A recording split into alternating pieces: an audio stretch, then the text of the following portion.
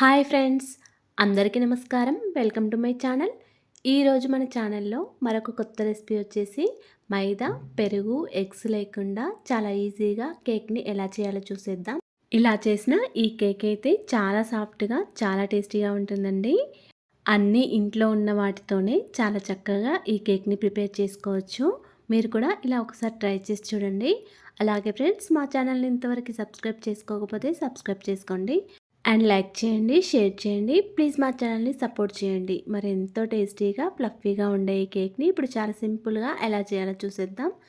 ఈ కేక్ని చేయడానికి ముందుగా ఒక కప్పు వరకు సూజీ రవ్వను తీసుకోవాలండి. అదేనండి, ఉప్మా రవ్వను తీసుకొని ఇలా ఒక గిన్నెలోకి వేసుకోవాలి. తర్వాత ఒక హాఫ్ కప్ వరకు చక్కెరను వేసుకోండి ఈ రవ్వలోకి. ఇప్పుడు దీనిలోకి ఒక ముప్పావు కప్పు వరకు పాలను తీసుకోవాలి.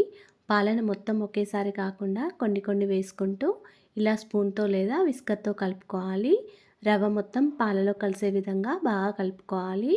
రవ్వ పాలలో నానితే కొద్దిగా గట్టిగా అయిపోతుంది కాబట్టి ఇలా ఈ కన్సిస్టెన్సీ వచ్చే వరకు పాలను వేసుకుంటూ కలుపుకోండి. రవ్వలో పాలు వేసి కలిపిన తర్వాత ఈ రవ్వ మిశ్రమాన్ని ఒక 10 మినిట్స్ వరకు పక్కకు పెట్టుకోండి. తర్వాత ఒక కేక్ ప్యాన్ తీసుకొని ఇందులోకి ఒక పావు టీ స్పూన్ వరకు నెయ్యిని వేసుకొని కొద్దిగా గోధుమ పిండిని చల్లుకోండి. ఇలా పిండిని మొత్తం కేక్ ప్యాన్ మొత్తం స్ప్రెడ్ చేసుకోండి.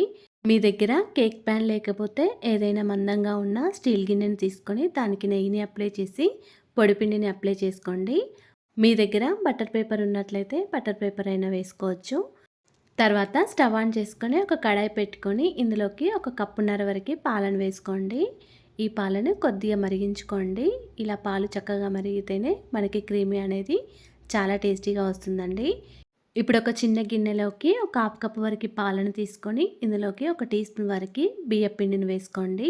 ఈ బియ్యం పిండిని పాలలో ఉండలేమి లేకుండా బాగా కలుపుకోవాలండి.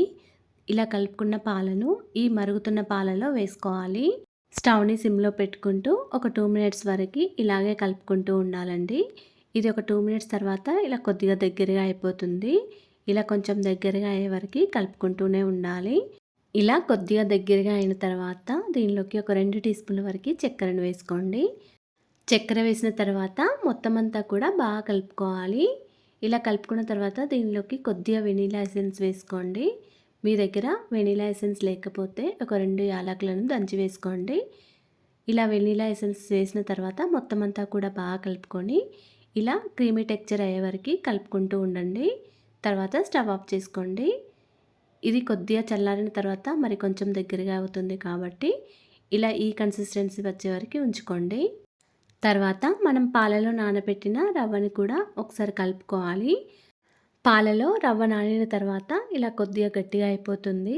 ఇప్పుడు ఈ రవ్వ మిశ్రమాన్ని మొత్తం మిక్సీ జార్లోకి వేసుకోవాలి. ఈ రవ్వ మిశ్రమంలోకి ఫ్లేవర్లెస్ ఆయిల్ ఒక హాఫ్ కప్ వరకు వేసుకోవాలి. మీ దగ్గర నెయ్యి, బటర్ ఉన్నట్లయితే అవైనా వేడి చేసి వేసుకోవచ్చు. 4-5 యాలకులు వేసుకోండి. మీ దగ్గర వెనిలా ఎసెన్స్ ఉంటే వెనిలా ఎసెన్స్ ఒక హాఫ్ స్పూన్ వరకు వేసుకోండి. నేనైతే ఇక్కడ ఒక 4-5 యాలకులు వేసుకున్నానండి. తర్వాత దీనిలోకి ఒక 3 టీ స్పూన్ల వరకు గోధుమ పిండిని వేసుకున్నాను. మీరు కావాలనుకుంటే మైదా పిండి అయినా వేసుకోవచ్చండి. నేనైతే గోధుమ పిండిని వేసుకొని ఒకసారి మెత్తగా గ్రైండ్ చేసుకోవాలి. ఇలా గ్రైండ్ చేసుకున్న తర్వాత దీనిలోకి ఒక టీ స్పూన్ వరకు బేకింగ్ సోడా, ఒక హాఫ్ టీ స్పూన్ వరకు వంట సోడా వేసుకోండి. తర్వాత ఒక అరచెక్క వరకు నిమ్మరసం వేసుకోండి. పెరుగు బదులు ఇక్కడ నేను నిమ్మరసం వేసుకుంటున్నాను. బేకింగ్ సోడా, వంట సోడా ఇలా నిమ్మరసం వేయడం ద్వారా మంచిగా ఫామ్ అయ్యి బబుల్స్ లాగా వస్తుందండి. ఇదే మనకి కేక్ని చక్కగా పొంగేలా చేస్తుంది. మీ దగ్గర ఈనో ప్యాకెట్ ఉంటే నిమ్మరసం బదులు ఈనో ప్యాకెట్ అయినా వేసుకోవచ్చు. ఇప్పుడు మొత్తం అంతా కూడా ఒకసారి బాగా కలుపుకొని మనకి కేక్ బ్యాటర్ వచ్చే వరకు ఇలా కొన్ని కొన్ని పాలు వేసుకుంటూ కలుపుకుంటూ ఉండాలండి.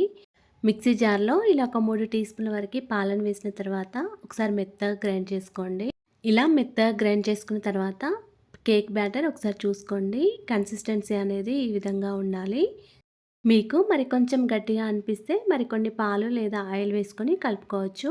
ఇప్పుడు ఈ మిశ్రమాన్ని మొత్తం కేక్ ప్యాన్లోకి వేసుకొని ఒక 2-3 సార్లు ట్యాప్ చేసుకోండి. ఇది ఇలా పక్కకు పెట్టుకోండి. తర్వాత స్టవ్ ఆన్ చేసుకొని ఒక వెడల్పాటి ప్యాన్ లేదా ఏదైనా కుక్కర్ పెట్టుకొని ఇలా ఒక స్టాండ్ని పెట్టుకోండి. దీనిపైన మూత పెట్టుకొని స్టవ్ని మీడియం ఫ్లేమ్లో పెట్టుకొని ప్రీహీట్ చేసుకోండి. ఒక 10 మినిట్స్ వరకు ప్రీహీట్ చేసుకొని పెట్టుకోండి.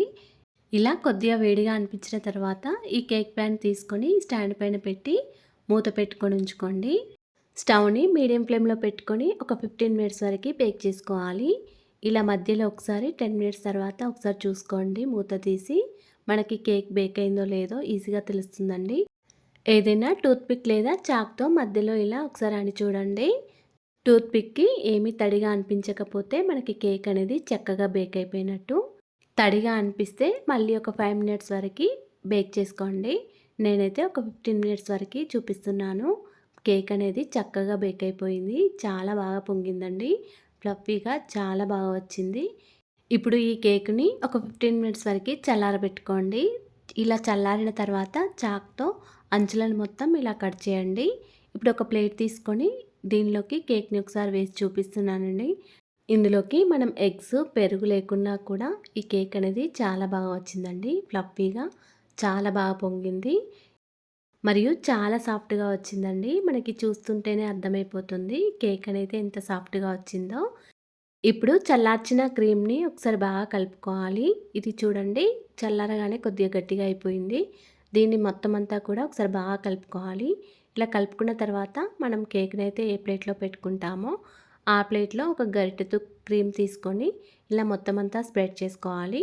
ఈ కేక్‌ని తీసుకొని ప్లేట్‌లో ఉన్న క్రీమ్ పైన పెట్టుకోవాలి. ఈ కేక్ పైన కూడా మొత్తం అంతా కూడా క్రీమ్‌ని అప్లై చేసుకోవాలండి. అంచుల చివర్లో కూడా మొత్తం అంతా కూడా బాగా స్ప్రెడ్ చేసుకోవాలి. క్రీమ్ అంతా కూడా కేక్ మొత్తం కూడా అప్లై చేసిన తర్వాత దీనిపైన డ్రై కోకోనట్ పౌడర్ వేసుకోవాలండి. ఈ కొబ్బరి పొడి మొత్తం కేక్ మొత్తం స్ప్రెడ్ చేయాలి. అంచుల చివర్లో కూడా ఇలా మొత్తం అప్లై చేసుకోవాలి. ఎండు కొబ్బరి లేకపోతే పచ్చి కొబ్బరినైనా తురిమి ఒక 2 మినిట్స్ వరకు రోస్ట్ చేసైనా వేసుకోవచ్చు. ఇప్పుడు దీనిపైన టూటీ ఫ్రూటీ వేసుకుంటున్నానండి.